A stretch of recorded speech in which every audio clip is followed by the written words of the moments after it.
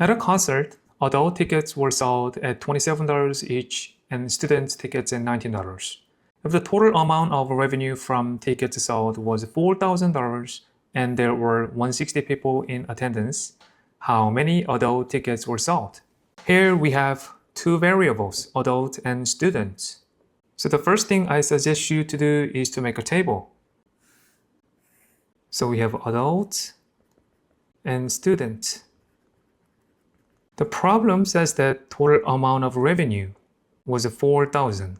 So we have revenue, and it says there were 160 people in attendance. So we must have a number of people.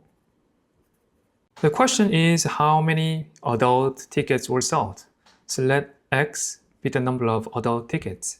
Then we must have X here. Then the number of student ticket is 160 minus X, because there were 160 people in attendance, right? Now, let's find the revenue. Adult ticket was $27 each, right? So the revenue from adults is 27X, and student ticket is $19. So the revenue is 19 times 160 minus X. And since the total amount of revenue was $4,000, we have the equation 27X plus 19 160 minus X is equal to 4,000.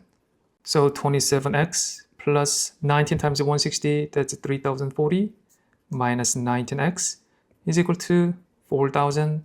27 minus 19, that's 8X, is equal to 4,000 minus 3,040, that's 960.